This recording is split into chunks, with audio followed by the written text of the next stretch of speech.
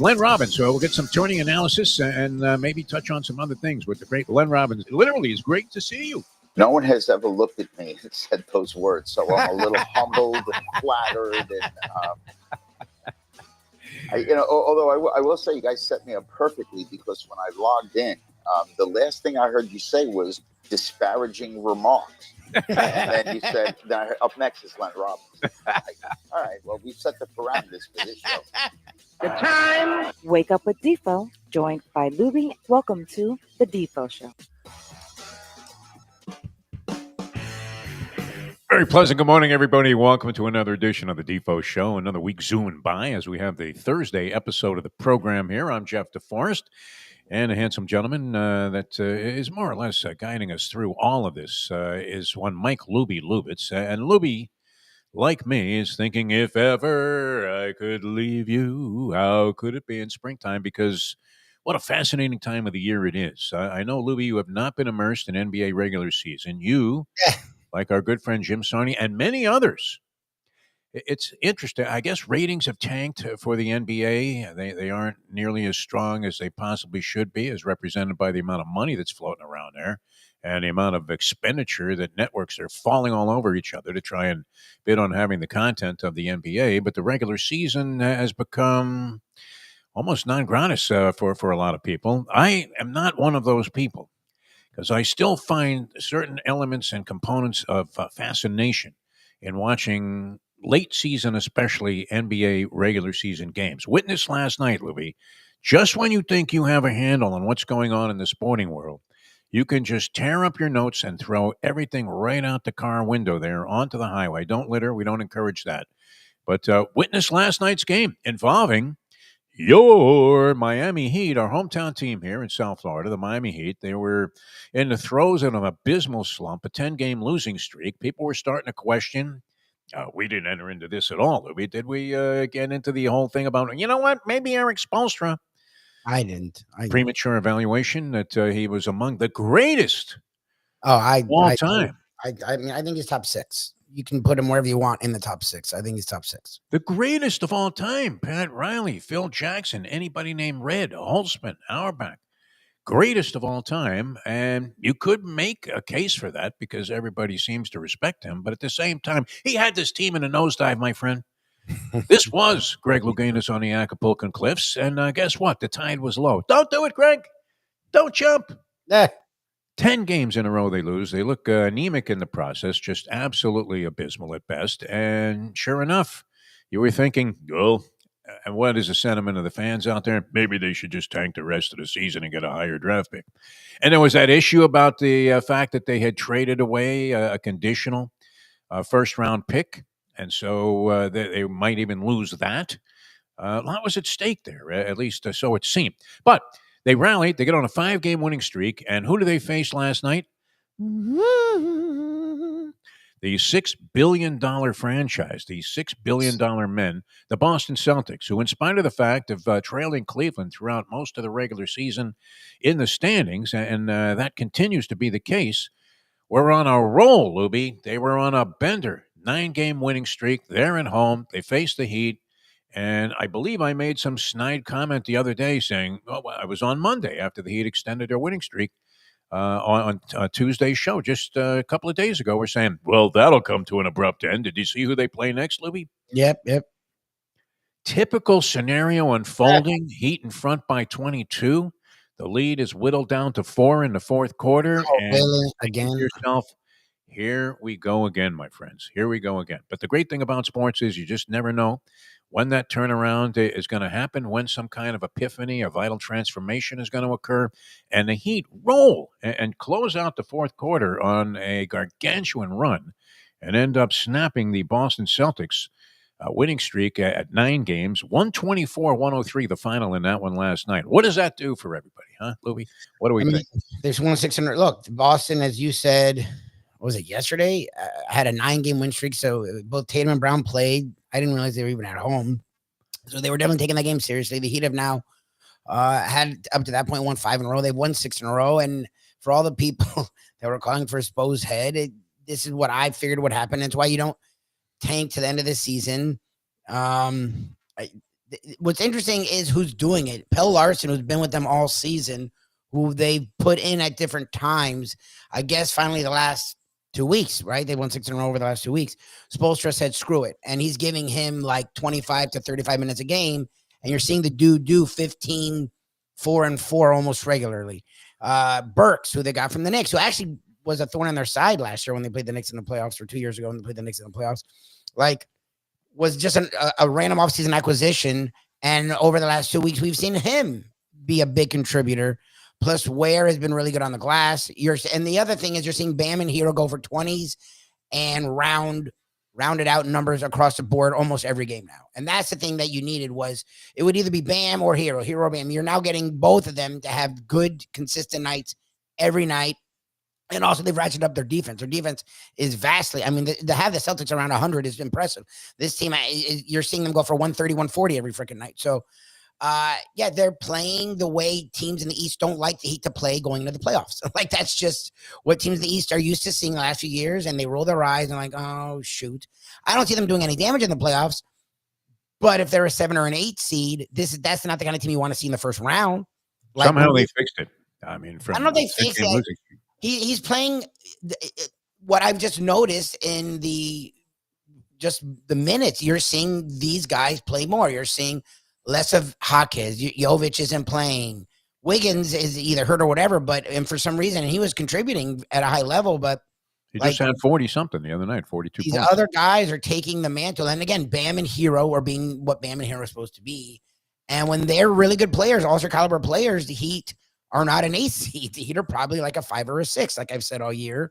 So it's interesting. We'll see. I mean, we have a few games left before the playoffs, I expect them to get dispatched in the first round, if not the play-in. But it's like what I learned from you, and I've learned from this organization. Like, you just can't count a team out. Again, if you can get into the playoffs, you never know. So we will come to find out. I believe there was some kind of inspirational Riley speech and or message that was delivered. The 80-year-old Pat Riley, who everybody's writing off. Anyway, it was good last night, Lubie, as the Heat come up with a victory. Now, here's the way it stands. You have Orlando, Atlanta, Miami, and Chicago in that order, 7, 8, 9, and 10 in the current seedings in the Eastern Conference as they compete to stay out of the dastardly.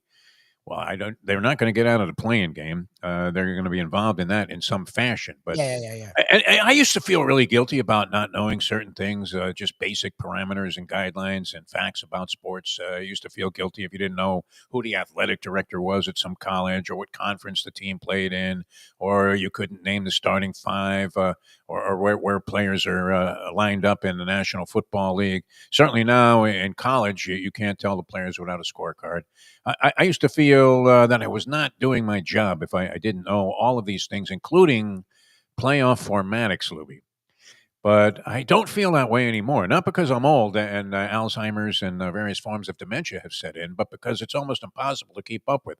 So I actually was under the mistaken assumption, Lubie, that the 7th seed in the NBA East and Western Conference played the 10th seed, and that constituted the first play-in game, but it doesn't. And it makes sense, and I'm happy I was wrong about this, because this makes far more sense. 9 plays 10, 7 plays 8. And the loser of the 7-8 game gets to play the winner of the 9 versus 10 game. So there is a lot in terms of the dynamic, big differential there if you get out of that 9th spot, because you have a chance then to lose a game and still move on into the first official, I guess, round of the playoffs. So where you're now going best of 7. And even if you're not up to speed in the first couple of games, at least you have a chance. It's not do or die. It's not one and done. It's not survive and move on. So you want to be out in that spot. The 4 teams are separated now, and there was actually Anthony Davis did the Heat a favor last night by returning and making a game-winning basket at the buzzer for the Dallas Mavericks. So the Atlanta Hawks went down. They lead the Heat by 1 game to make it into that 8th spot. Orlando was a game and a half ahead of the Miami Heat, and they're all 2.5 games apart. So there you have it, Lubie, in the immortal words of the great late Gordon Soley. There you have it, ladies and gentlemen. That wraps up championship wrestling from Florida. You have a lot going on in the last 7 games. of the NBA regular season in the East. And of course, we know there's wild juxtaposition going on in the Western Conference, including anywhere from 2 on down, although you do have teams that are solidly entrenched in their spots in the upper half of the draw, but wild contention and competition for who's going to make it and who's not going to make it, including the embarrassment of the Phoenix Suns being on the outside looking in. The last time I checked the standings, which I did look at them today, but I didn't check this aspect of it. Phoenix was outside the 10th spot. In spite of the fact, I mean, is that the big three became a little bit of a misnomer, did it not? That whole big three concept. Have there been more failed big three configurations than winning ones? Oh, yeah. More failed ones, right? I mean, People just especially three if you stars point together. Like, again, it's why people gave Spo the credit they gave him, because it wasn't easy to get those three guys. Again, the beginning thing with the Heat was, whose team is it? LeBron. Wade had already won a title here. But whose team is it? And obviously it was LeBron's, because LeBron's the best player in the world. And to get Bosch, who was a top 15 player in the world, to be like a utility guy wasn't, so it's not easy to get people like that to come together. And on top of that, like, a lot of these teams just started forcing the same dude together. Like, what the Suns have is not a championship contender. It's a lot of guys that can score a lot. It's more like the geezers at Caesars. Man, they're older, and none of them play elite defense. Durant has played good defense his whole career, but now he's in his late 30s. So what defense are you getting from him? Like, he just always looks frustrated. Devin Booker's getting his shots off, and I think he has a cachet of like gorgeous women chasing him. So he's in pretty good shape. He's living the dream. And Bradley Beal turned out to be a relatively useless component compared to the amount of money that they were shelling out and the amount and level of expectation there was when they assembled yet another failed configuration of a big three. All right, a couple of things. We're going to have the trivia challenge. We have a lot of business to conduct here on the program in a short period of time to do it. Scott Spinelli, who was a scratch yesterday because of a time zone confusion issue, is going to join us today. Scott Spinelli, you talk about a resume. This guy's been around. It's been a nomadic existence. This makes Larry Brown look like he stayed in one spot forever. But was most recently the head coach at Chicago State. That didn't go so well. He was just released from that job. He's been an analyst for a long time, but he's been with so many different, including, I didn't even realize this, Lubie. Did you know that he was the interim head coach at Boston College for a period of time? Did that encompass just one game or something in 2021? I don't know. I remember when we talked to him a couple of years ago, he had been a coach before. He'd been an assistant coach for years. He'd been an analyst on networks. Then he did a really good job with us. We enjoyed having him on. So played for Mike Jarvis. You remember Mike Jarvis got that St. John's job at one time? Was supposedly a target of the University of Miami's coaching searches. Mike Jarvis, he played for him at Boston U. So been around the game a long time, and he'll be excellent coming up later on as we try to figure out, because the other thing that's happening, Lubie, that makes this a wonderful period of time, I need the impossible. I need somebody to mow down Secretariat in the stretch here, because I have Houston in my bracket. It's the only way I win any money in this thing. The nominal fee to get in doesn't encompass being an overwhelmingly stiff loss for me, but it would be nice to be the cleaning lady for a change, wouldn't it, Lubie? Just one time, as Sam Retigliano would say, one time, let me be the cleaning lady. The scenario has to be Houston winning it. I've seen odds from plus 425 to 5-1 on Houston, which I thought would probably loom as the least likely of the four teams left in terms of the odds to win the overall championship. Duke is even money. Florida's a second choice at plus 275, so you're getting 275 on 100 if you bet them Gators. And then you have anywhere between 4 and 5-1 on Houston. And Auburn, surprisingly, is the longest shot on the board. Wouldn't you give them a bigger chance than Houston? Houston has to overcome what appears to be the best team in the tournament, at least as of right now, and that would be the Duke Blue Devils, as reflected in the fact that they're even freaking money to win the next two games. Houston would have to do what? They would have to have a lot of things go their way to win this championship, including overcoming what appears to be far and away the biggest obstacle, and that would be the well-rounded, very deeply talented Duke Blue Devils roster. Do they have any kind of an edge? Yes. No one wants to go against an oppressive defense. One of these defenses where you can't even catch a pass without somebody being in your face. They won't even allow you a simple handoff. So we'll see if we can overcome that. But it certainly has tweaked my interest in the weekend. And of course, I need. It's like being a highlight fan back in the day, where you literally need a series of miracles to even get to the point where you have a chance to win. And at any time, this was why it was such an ideal game. We've said it many times in South Florida, betting highlight, because there would come the time where you had to turn against the team that you were betting on, because they have to, go through to accomplish a series of miracles. You would have to root for them to lose a point. You're like, what? You're rooting against your own team? Yeah, because if they win now, I'm screwed. Yeah. So anyway, perfect situation for me, because it was unlikely I was going to be in a spot to have a chance to win anywhere. And it does seem improbable. I don't know, Lubie. Is there any way straight up money line Houston ends up beating Duke? We'll get into that with Scott Spinelli. We want to get into the trivia challenge, give you guys a chance to win something here, because there's nothing better, Lubie, than winning free stuff.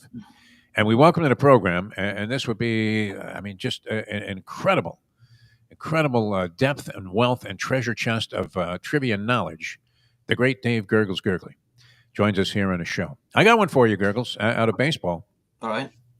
The Dodgers have begun their season at 8-0 after winning the World Series last year over the Yankees. Who was the last team to start a season after winning a championship with at least an 8-game winning streak? Well, actually, that was it. They started with an 8-game winning streak, and this is the record right now. I'll say the Cincinnati Reds. You have the Reds everywhere. You have them. You're over total. Over 79.5. Did they just lose 2 games in a row, 1-0? Yes, they did. Yes. Early in the season, these games are the ones that have you in excruciating agony and anxiety states at the end of the year when you need them. What's the number? 70-something? 79.5. So if they play 500 ball, I win. Okay. All right. Tough couple of beats that you took there early in the year. How about the Mets? Was it the Mets that did that? No, it was going all the way back to 1933, which we like to go into the distant past with some of our questions here, Gergs. But all the way back to 1933, the New York Yankees with the Babe and Lou Gehrig, the last team to have a World Series title and then win 8 games coming out of the chute. And 1933 was also 1 year after both Triple Crown winners came from the same city. Wow. Triple Crown? Oh, you're talking about baseball. Both Triple Crown winners came from the same city. Wow. In 1932. Jesus. And who are they? The following? Chuck Klein and Jimmy Fox. Oh, good for you. Good call. Leave it to. I told you. Are we messing around here? It's not like we got some stiff to read a bunch of questions here. By the way, your ears may have been burning last week. Doc Reno, I saw him on Saturday, but also another guy when he saw me, he goes, "You work with Defo?" Oh my God, the tall Italian, Tom Caminetti. Oh, we love Tommy. He said hello to you. Tall Italian. He's a big golf advocate. So yes, that must have been a lot of fun. That must have been a lot of fun. I'll be out there with all those broadcasters, legendary guys. Mostly from the FM side of things, but legendary. Was Castronovo out there? Did he play? I didn't see him. No? But they had some celebs, too. Troy Drayton was there. Bob Brzezinski was there. Oh, nice. It was a real nice affair. We raised a lot of money, and it was a beautiful day out of Plantation Preserve. And tomorrow I'll be doing one for Make-A-Wish, one of my favorite charities. Excellent. Where's that going to be, Dave? That's going to be at Pembroke Lakes. And I think Paulie and I missed the boat with our show when we were with you, not doing a degenerate Make-A-Wish. But maybe. Well, you know what that would be. That could be Houston for you. I'm thinking more along the lines of a several $1 million pick 6 ticket that just that he found on the ground after the second leg because the guy thought he lost, but it turned out he had the scratched horse or whatever, and I just happened to toss the ticket away, and I picked it up arbitrarily and said, "Man, looks like this one's still alive. That would be awesome." Mine would more likely be the thing that happened in the Twilight Zone, where the degenerate horse player ends up getting tomorrow's paper. Yes. And then everybody's looking for him on the grounds there because he's been giving out winner after winner. He's already got the results. And sure enough, after people were speculating, hey, what happened to Joe? You see a newspaper flip over on the track apron there with a little tuft of wind goes by, and you see in the obituary column, Here lies Joe. That was a good one. They had the other one, too, where the camera showed the future, and they take a picture of the finish line before the races. That was on the Twilight Zone. And then the better one was when this 2-bit hood dies, and he's greeted in a guy in an all-white suit called Mr. Pip, and he says he wins every crap game. Every woman falls in love with him, and he says to Mr. Pip, man, I tired of winning, tired of all this stuff. Send me to hell. And he says, you are in hell. I still get an eerie feeling when I think about and visualize that newspaper flipping over, and there's your name in the obits, man. It's tomorrow's news today. All right, we're going to come back with the trivia challenge here with Dave Gurgles Gurgley. You can dial us up if you'd like to play, 954-417-0070. We have a prize if you happen to be in our local area here in South Florida, a Landlubbers gift certificate. And if you're a winner from out of town, out of state, I don't know about out of the country, but I guess we could accommodate some people with this. Texas Roadhouse gift certificate goes to a winner who is sort of outside of the boundaries here, the confines of South Florida. So you're either going to Landlubbers or Texas Roadhouse. If you win this thing, jump on board if you want to play, 954-417-0070. Trivia challenge up next, and then some analysis on the NCAA Final Four with Scott Spinelli. That's all straight ahead as we come back in a moment. Now that's a lot of stuff to do, Louie. It's 8:25. Hey, folks, Tony Segreto here. Let me ask you a question. What do you look for when you go out to eat? Good food, obviously, friendly atmosphere, not too loud, but good energy, reasonable prices, and a place where you feel comfortable. All those ingredients, no pun meant there, are hard to find unless you're talking about the Texas Roadhouse. You see, they encompass all of those attributes. Really, really good food, amazing atmosphere, good for a family, good for a date, or just a night out for yourself, and prices that will make you extremely happy. Their ribs unmatched. Steaks hand-cut every day. Everything, and I mean everything, is made on site, including their incredible bread. It's the one day, folks, that you can forget about low-carb diets. Trust me when I tell you, Texas Roadhouse, your restaurant, your destination when you say, where should we go and eat tonight? Play the ponies in style at Champions, the outstanding simulcasting room at beautiful Hialeah Park. Yes, the grand old lady of thoroughbred racing has never been more vibrant, and you can wager on the races from the top tracks around the country while enjoying a cocktail at the Brass Rail Bar or any of the fine food served throughout the facility. If poker is your game, you're covered in style, and you can play all your favorite Vegas-style games, including blackjack, craps, and roulette, in Hialeah Park's sizzling hot casino. Get a player's card when you walk through the door for all kinds of generous amenities, including our favorite, free play, when you come out to the ultimate casino and entertainment destination, Hialeah Park. These days, we're all looking for comfort anywhere we can find it. Thank goodness for Landlubbers Raw Bar and Grill in Plantation, because they are making sure you are as comfortable as possible. First of all, they're not only open for delivery and pickup. All you have to do is go to landlubbersbarandgrill.com for both pickup and free delivery. You're going to have the best wings in the world. You're going to have a great burger. You're going to have their amazing soups. Again, Landlubbers, Raw Bar and Grill. It's nice and easy. Just go to landlubbersbarandgrill.com for both your pickup and free delivery. Thank goodness for Landlubbers for making you always feel right at home. Are you looking to buy your first home? Have you been turned down for a loan? Do you need to refinance or get money out of your home? Call Michael Kodsey, CEO of Choice Mortgage. He's been helping the South Florida community get mortgages for 30 years. Hi, this is Michael Kodsey, CEO of Choice Mortgage. We have the most competitive fixed rates in the market. Call me 24/7, 561-441-2730. And remember, I don't just work banking hours. To make the right choice for your home, call Choice Mortgage today. Oh, solo volante will be coming late. Oh, solo volante. The Belmont's now 1.8 miles. The finish line is coming up quick. Luca Panici, just switch the stick. The only way to get your morning started is with Defo, joined by Lubie, right here on The Defo Show. If you're a degenerate gambler, you can really appreciate this. Sometimes your bad luck turns into good. And that happened for me. I was trying to schedule a trip to Keeneland. I had the offer of a free place to stay, which was too much to turn down, and was going to go with my good buddy Francesco, who has become legendary now because I book all of his football action every year, straight up. No vig, no juice, and he's managed to lose every year. It's fantastic. So Good business to be in.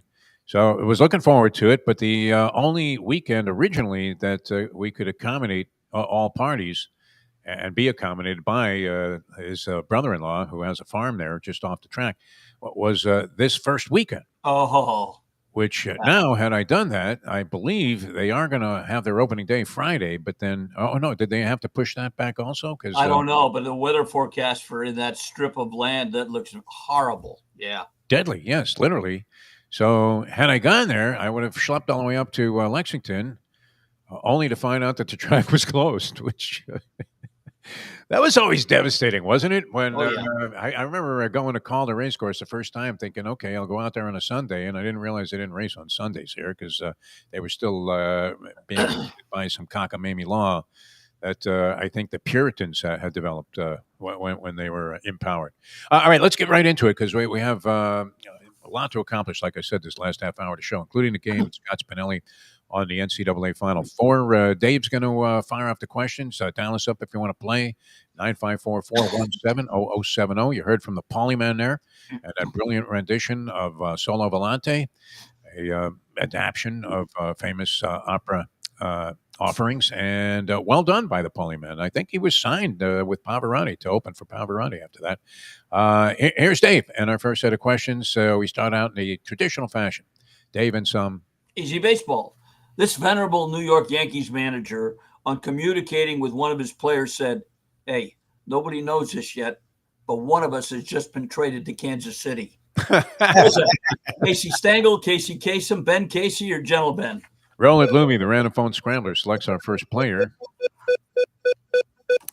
This is an interesting one because I would imagine there's probably a Texas Roadhouse somewhere near the Key Largo area. We have Key Largo Dave joining us here on the show. Key Largo Dave, you're up first on the challenge. Good morning.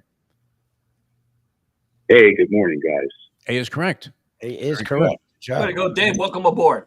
All right, hoops. True or false? Duke's Cooper Flagg chose New Balance as one of his NIL sponsors, largely because they have two factories in Maine where he was born. True or false?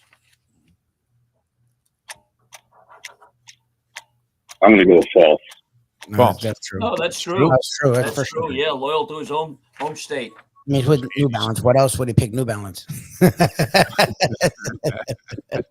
They don't have factories anywhere else because they're practically out of business. Buried. Man, it's like boring. Like, why would one going for four here, Key Largo Dave. All right, Dave, let's stick with March Madness. What team which of the following teams won the NCAA title in their first ever Final Four appearance in 1999? All right. Connecticut, Marquette, Villanova, or Georgetown? Oh, it's easy. Georgetown. Georgetown. No. That's UConn, man. It was UConn. Al Hornets flirted with being great forever, but can never get to the Final Four. And then they won like 4 of the next 5 titles or some ridiculous run after that.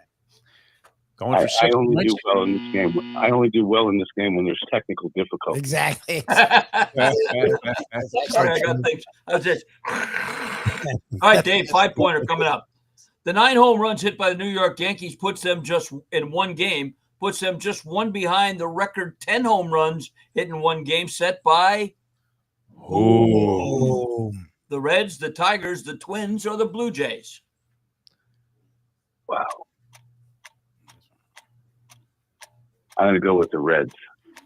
Wrong color. The Blue Jays, 1987. I'm beginning to think all day. As you now have this very, very distinct interest in them winning every game the rest of the way, or at least half of them. All right, Key Largo Dave bombs out. He lays an egg here, so that leaves it wide open, 9-5-4. It doesn't completely eliminate him, though. That's one of the brilliant aspects of this game. You could be face down in the gutter and still have a chance to win. That's what it's all about in life. 954-417-0070. Trust me, I know the feeling. It's the old peel yourself off the mat. 954-417-0070. Dave Gurgly, no doubt, with all of your golfing activities. Now, how many Perdomo cigars did you pass out among the broadcasters, which surprisingly, a lot of cigars. Yeah, there was a couple gentlemen pulled right up to the hole, and they had their little clips, their cigar holders on their cart. And I go, hey, no smoking here. And by the way, have a cigar on me. And I gave him a cigar. Yep. Yeah, Perdomo. Usually I give the cigars I get at other tournaments to those people, and selfishly I keep the Perdomos for me. But I gave them a couple of Perdomos this time. Good guys. Very nice. All right, Perdomo cigars, you can't beat them. Let's get into our next set of questions. Here's Dave Gurgly. Boxing. This Canadian boxing champ, the day after another victory in the ring, summed up the fight this way. Yeah, after the fight, he went to the hospital with bleeding kidneys, and me, I went dancing with my wife. Was it George Chavallo, Maurice Chevalier, Maurice Lucas, or Lucas Glover? Sounds like something Wepner might have said. All right, here's a Renophone Scrambler. Does it land on a new player? Here, Lubie. Damon. Damon, you're on the Trivia Challenge. Welcome to the show.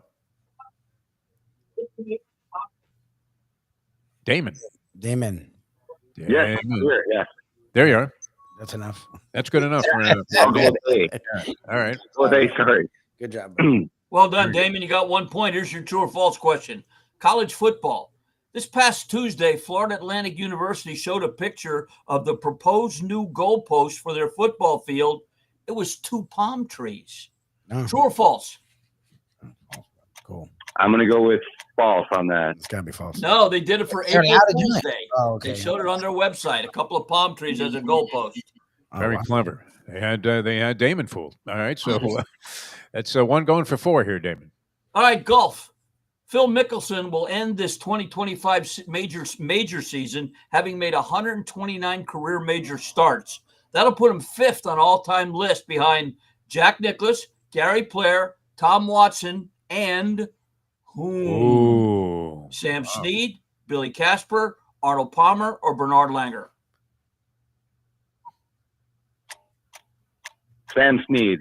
Snead. No. I'm going to go As far as Bernhard majors Langer. go, it was our buddy Arnold Palmer, the king. Arnie. Okay, the obvious one. Chance at 6 points here, Damon, to set the pace. All right, let's go to baseball for you, Damon. Which team holds the record for the most home runs in 2 consecutive games with 14? Wow. The Phillies, the Reds, the Blue Jays, or the Yankees?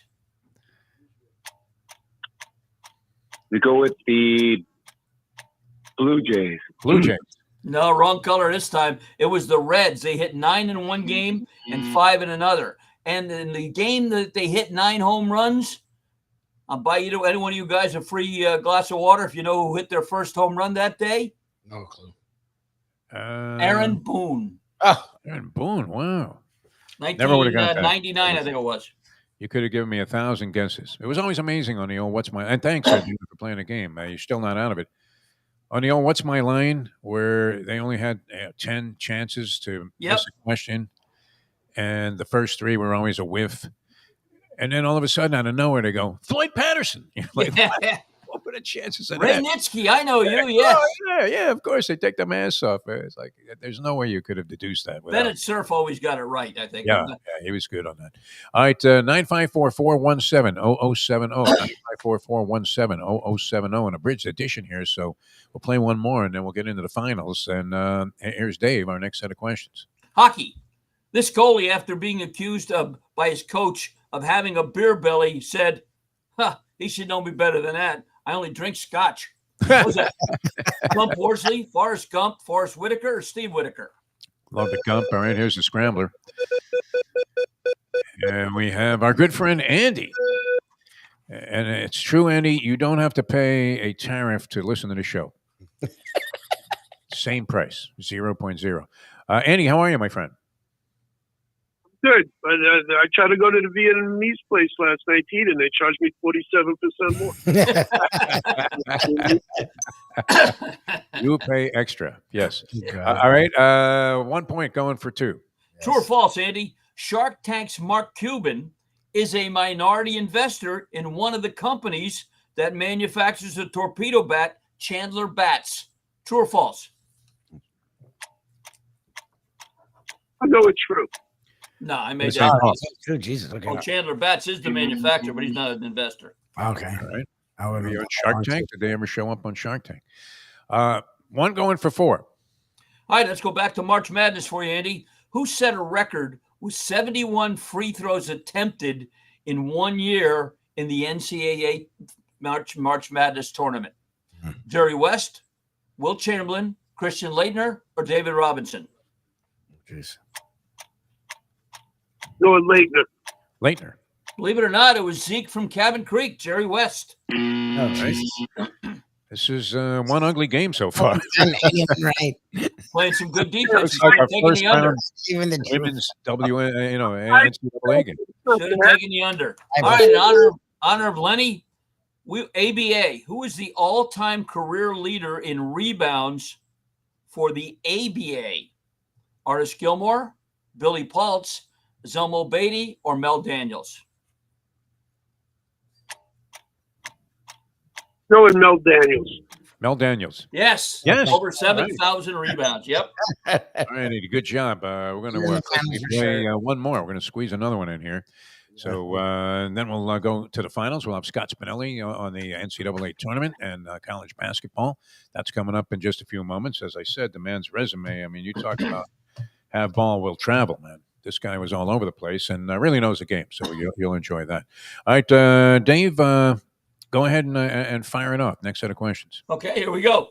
Football. This Tampa Bay Bucks coach, summing up the game in a press conference after yet another loss, said, "Oh, we didn't tackle well today, but we made up for it by not blocking well either." Who was that? Our old friend John McKay, Jim McKay, Rich McKay, or OK Crackerby? Quip a second, man. I had the pleasure of covering some locker rooms post-game. Of course, he was always winning with USC before he got to Tampa, but always great having John McKay up there at the podium and or in front of a microphone. Ron, you're on the Trivia Challenge. Good morning, Ron. Good morning, guys. Let's go with A. Good job. Very good, Ron. Good job, my friend. Very nice. Hoops, Ron. In March, 63 years ago, when Will Chamberlain scored his 100 points versus the Knicks in Hershey, Pennsylvania, believe it or not, it was the second game of a doubleheader. The first game that night was an exhibition between the Eagles and the Colts football players. True or false? Let's go true. True. It is true. Yeah. Very good, Ron. In the finals already. Wow. Sniff that out. 2 for 2, going for 5. All right, March Madness again. Former Miami Heat star Glenn Rice scored a record 184 points in the 1989 NCAA tournament. Whose record of points scored in a tournament did he surpass? Austin Carr, Elvin Hayes, Danny Manning, or Bill Bradley? Oh, Jesus. Let's go Austin Carr. Austin Carr. No, it was Bill Bradley. He had 177. Austin Carr had 158, although he had a lot in one game. He broke the record on the game. Wow, that's crazy. Going for 7 points here. Put you in the All lead. right, college football. Prior to Ohio State this year, only 2 teams have ever won the national championship with 2 losses. LSU and Notre Dame, Florida, Minnesota, or Army? Wow. Oh, boy. Let's go Minnesota. Minnesota. Yes. Yes. 1960. Well done, Ron. Staying around. That's going to set us up a final of 2 superstars here. Andy going against Ron. While Lubie puts that together, Gergs, one more time. Perdomo Cigars, where can we find Yeah, 5150 Northwest 167th Street, right around the corner. Well, you got everything coming up. Father's Day, graduation. But you don't need a special occasion to go to Perdomo's. Just go in there, see Bruce. He'll direct you into the humidor our late great friend, the Mad Dog, built, and make your selection. Whether it's a Maduro wrapper, a Connecticut wrapper, whether it's a Churchill or a smaller version of the cigar you like, they make them perfect one at a time. Cuban seed tobacco, grown in Nicaragua, and they're 4th generation now, I believe. Nick Jr.'s there, and they a growing Perdomo family, and just a great place to go. A lot of the motorcycle police, when they take their break, stop in there and have a nice cigar. I see them in there all the time. But you don't need to be an official. They treat everyone great at Perdomo Cigars. Monday through Friday, 9 a.m. to 6 p.m., 305-627-6700. You got any questions? You want one on the weekend? Go online, www.perdomocigars.com, and finds a retailer near you that sells these great cigars. And the Perdomo special this week is Houston Astros. Yeah, baby. Pulling upset. He said right. Astros. He said Houston Astros. No, Astros. I have no I'm chance. rooting for Look, you. I have no vicariously. shot. One of those deals where you're going in knowing you have no shot. All right, Ron and Andy set for the finals. Gergs is going to fire up a question. You guys know the drill. Call out your name if you want to answer right away. Nobody answers right away. We offer multiple choice. First person to call out his name gets first chance. We go back and forth till we have a winner. David, hit it, baby. Good luck, guys. Hockey. On this date in 1988, the New Jersey Devils earned a playoff spot with a 4-3 overtime win over Ooh. All right, here are the choices. the Blackhawks, the Red Wings, the Rangers, or the Leafs. Andy, I'll go with the Rangers. Rangers. Andy. No. Incorrect. 3 left for Ron. Blackhawks, Red Wings, or Leafs. Let's go Red Wings. Wings. Incorrect. 2 left for Andy. Blackhawks or Leafs. I'll go with the Leafs. Leafs. A backdoor cover. Lenny would be proud of you. Take Way an to go, Ron. appropriate way to conclude the game there with a backdoor win after we whiffed on the first couple of players, although it really changed for the better there. It looked like the Heat in the fourth quarter last night against the Celtics in an improbable win with Andy rolling in with 6 and then Ron topping him with 7. Congratulations to our winner. And by the way, yes. Jim Tree Crawford said hello, too. Oh, nice. He's on a tree He's going to last be going Friday. with me on a golf trip to Orlando with 16 guys. Excellent. All right. Sounds good. Dave, we love you, man. Thanks. Yes, Great job there on the trivia challenge. And we welcome into the program. We just transitioned from one hit into another here. Good job by Ron.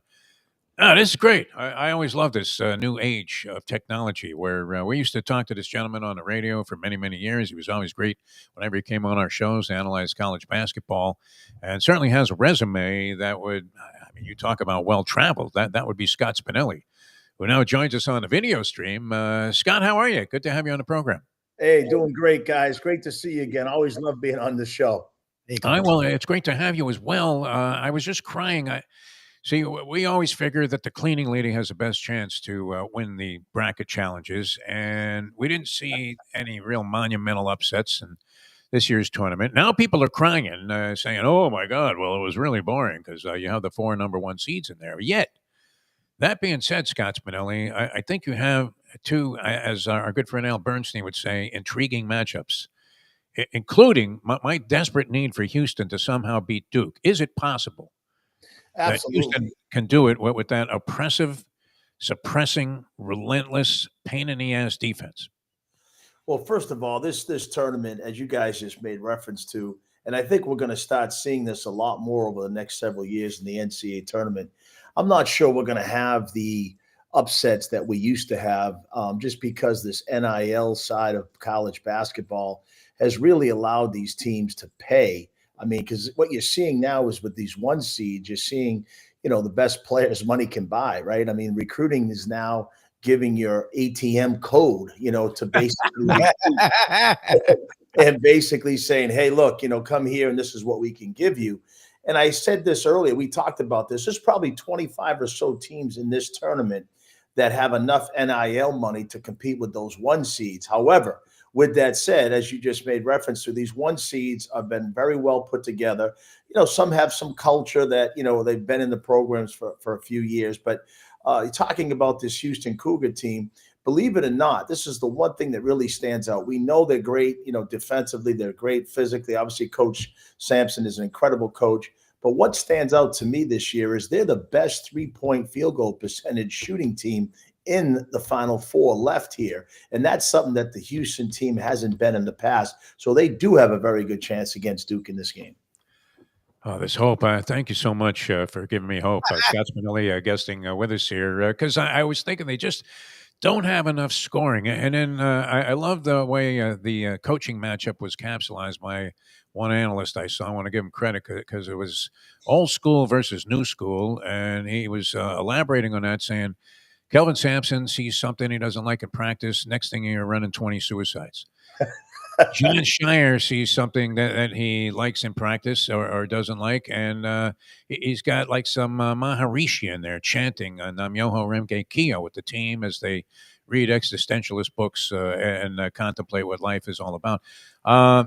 Do you see this contrast? I mean, it's almost like Clubber Lang versus Rocky Balboa in a sense, where the one guy's in some dungeon like Jim, and the other team, they're kind of floating on a high.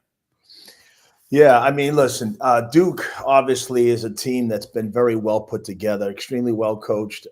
And what Duke has, if you look at their, strengths, one of the things is their overall team size. I mean, listen, all these teams in the Final Four, every one of them are complete. They're deep. Again, these teams have been put together with a lot of NIL resources. So they're all going to be very, very competitive. And I think what Duke brings to the table is obviously tremendous star power. But if you look at their size differential in terms of their positional size, when you compare them to even Houston for that matter, I mean, Cryer's 6'1". He's not the biggest guard. He's obviously very physical, but their backcourt is 6'1", 6'3", 6'4", as opposed to Duke's, which is 6'6", 6'5", 6'7". So you've got a very big size advantage there. But both teams are going to get after each other defensively. These are two very good defensive teams. I don't think many people give Duke the credit that they deserve in terms of how they defend. They're not only a very explosive offensive team, but they defend. And so I think you're going to see a matchup here of two teams really getting after it defensively. And I think in the end, it's going to be a very, very close game here. One that I think is going to be decided. Again, just my opinion, could be a possession game here, winding this game down. So it's going to be, I think it's going to be a very tight game, hard fought game. All right. I'd love to at least be in there with a shot at the end there with Houston. All right. So the other game, Florida Gators, I mean, we've been talking about this. They've had a couple of games where they literally had to survive. UConn took them right to the last closing minutes. And then we saw, I mean, a desperate, comeback there in their run to the Final Four. And they overcome a 16-point deficit. On the other side, Auburn, people sort of threw in a towel on them, I thought, Scott. But when they lost 3 out of 4, I had just declared them as the obvious choice to win it all. So they go into that just absolutely skid row series of games. But they've been much more impressive to me during the tournament than I thought they would be coming out of that stretch. So what do you make of this? It seems like it's relatively even.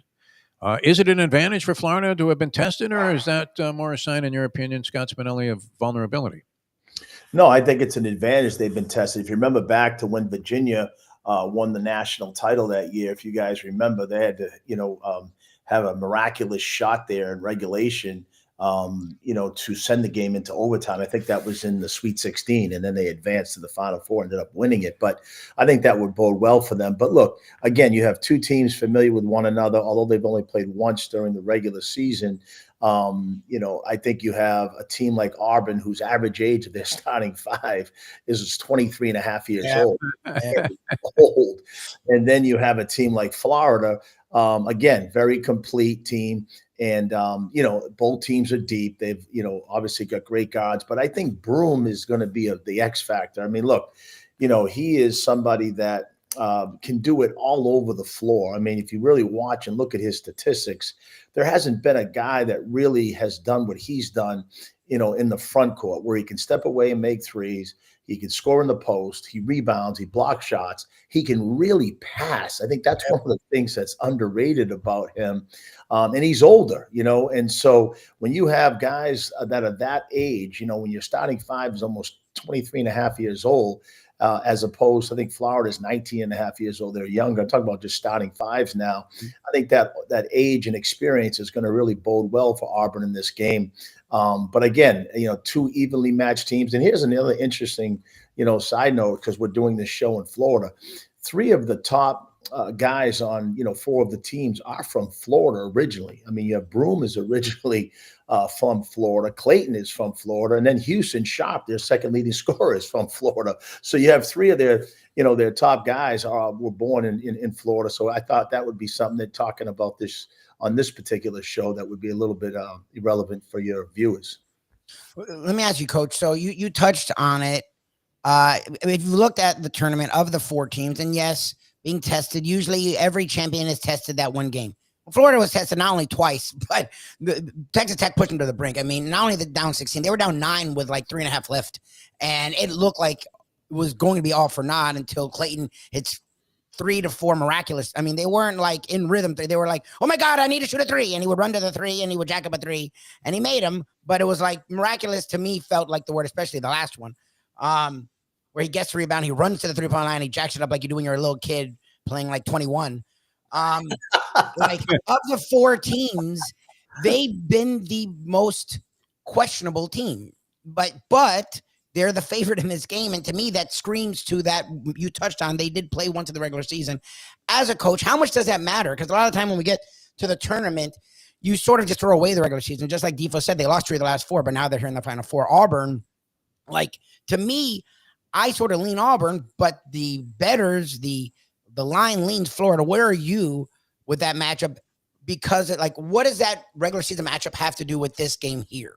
Or does it have anything to do with it? Right. As a coach, whether you're a high school coach, Division 1, 2, 3 in college, or even the NBA for that matter, when you get into the postseason, we tell our teams this is a whole new season. So really, I don't think that's gonna even play into this. Obviously you can kind of watch that game and see certain tendencies of certain guys and how you defended them or what you executed in that game. And then again, as we all know, the game of basketball is about matchups. I think that's one of the things that, you'll see, with this tremendous coaching group in the Final Four, any advantage you can get in terms of creating a matchup to exploit a matchup will be seen. But for me, in this game, I think, Auburn, to your point, is a team right now that is playing, again, everyone's playing great, but Auburn right now has just, when they've been tested, and they've been down, whether that was Creighton in the tournament, any of the games they've been tested or down, they just find this other game. And that next year, they just elevate their game, and they've got so many different weapons.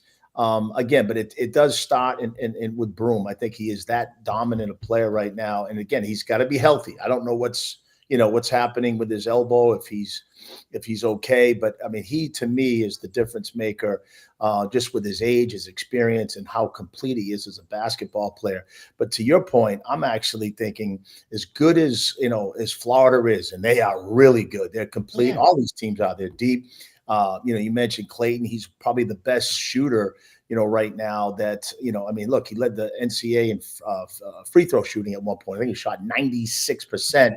And if it gets in a close game, that's an advantage for Florida, making free throws late. But I think this Auburn team is just something about Auburn right now, to me. They just have, I think, what we'd call that it, as a team. And that it, I don't know what it is, but that it, I think, carries Auburn in this game. To me, I think Auburn is a team that I think advances to the championship. That's not necessarily a forbearer for good things for you, Scott, if you had any action on the game, because I also like Auburn to win this thing straight up. Like I said, I'm just trying to beat the cleaning lady in the one bracket pool that I'm in with the Houston Cougars somehow miraculously surviving Duke and winning it all. All right, the coaches, you have 2 fresh faces somewhat. John Shire replacing the legend, Mike Krzyzewski at Duke, has acquitted himself now. There are always going to be questions following a legend. Is anything you do going to be good enough? And, suspicions, I don't know, is this the right guy? But he certainly distinguishes himself with a Final Four appearance and a team that's steamrolling its way there, much more so than anybody else. And Golden, we didn't know. I didn't know much about him, except that we saw Florida get off to a great start this year and sustain it all year long. It was a little bit of a jackpot, quickly swept under the rug there. Hopefully, the right decisions were made. But fresh faces, and then you have Sampson and Bruce Pearl, kind of salty dog coaches, both been around and in a variety of different situations. Who would you say, has the edge if you had to pick a coach out of that group, or is it impossible to do? And this is one of those questions that you hate to answer. No, first of all, as a colleague, all these coaches are as good as it gets. In the business and at any level, right? All 4 of these coaches are excellent. Their coaching staffs, their administrations, and then you've got to now kind of tip your hat to a lot of the boosters and contributors. To this NIL side of it, guys, look, this NCAA is going to be a lot more uneventful in terms of mid majors upsetting some of these teams in the future, just because the mid major guys who are really good are going to transfer to these other high major teams, get paid. Even if they don't play, they're going to sit on the bench. But in terms of the coaches, they're all excellent. I don't think you can look at anything. I mean, Coach Shire has done an incredible job. And as a coach in this business, and I've actually experienced this myself, that first year or two is a transition year. You've got to figure out, that first year you're learning about the team. You're learning a lot about that head coaching situation or position. And there's a lot of things that go into it. But the way Duke has responded, I was, kind of doing some research on Duke the other day. One thing that I think that they talked about a lot is over the summer, they did a lot of things, not only physically with their team, mentally. And I think right now in today's game, whatever level you're at, I think the mental side of it is critical in terms of becoming complete and helping your players, not only physically, but mentally in terms of their development. And I think if you watch Duke, I mean, they don't look like younger guys. They're very confident. To your point, they carry that, they're out there about business, every game on both ends of the floor. You don't really see them get too high or low. And that's a tribute to Coach Shire and his staff. So I don't think you can give anybody an advantage coaching. They're all terrific coaches. Again, you have 4 1 seeds. You got to tip your hat to the NCAA committee. I mean, all 1 seeds, here in the Final Four. But to your point, I kind of like both of these underdogs, both of these teams in either game. But the thing that's going to happen in the championship, it depends who wins each game, because I think in the end, a team like Houston, if they win, and they play in the championship game, against a team like Florida, I think Houston might have an advantage. However, if Houston plays Auburn, I think Auburn has an advantage. And I think if Duke beats, Houston, I think it's another kind of game you can look at. And I think if you look at that next game, I think, Auburn would have the advantage over Duke. So there's so much that goes into these, semifinal games. But again, I think both teams, the underdog teams, I think in each game, to me, they're so closely matched that's what I would look for. Okay, interesting. Because the one thing we haven't talked about is the one player that everyone's talked about all season long, and Evo and I were talking about this yesterday. And the thing that impresses me most about Cooper Flagg with Duke and their run, which has been the most spectacular of any of the 4, is his unselfishness. Because we've seen great players before, and I hearkened it, and he's putting up bigger numbers than this gentleman did at the time. But the way he does reminds me a lot of Anthony Davis in the sense that when he was at Kentucky, he clearly was the best player, but they had so much talent that he would block shots, rebound. He had a few games where he scored a lot, but most of the time he was just doing what they needed. And yes, Flagg is putting up 30 every game, but what's been most impressive is his rebounding, his defense, and his passing. And for a guy that's clearly the number 1 pick in the draft now, a guy that skipped his senior year in high school, a guy that's arguably like 18, going to be in the NBA in a month or 3 months, and widely will be the number 1 pick, a guy that got hurt going into this tournament, that he is so free with sharing the attention, sharing the acclaim, and sharing the ball in not only the first quarter, but in big moments. Like that, to me, would be the scariest thing, because a lot of the time you're like, again, it's reminiscent of Jokic in the NBA right now. You don't know if he's better shooting or passing. And a lot of the time, that's what you want to do is get the ball out of that guy's hand. It's like, do you?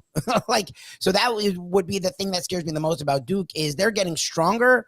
He's getting more confident, and he's extremely confident in his teammates. Right. I think as a coach, guys, you know this from playing sports, I think one of the things that you have to, again, give credit to the coaches is that these players all have an established role, and they really have one thing in mind, and that is to help their team win. They want to impact winning.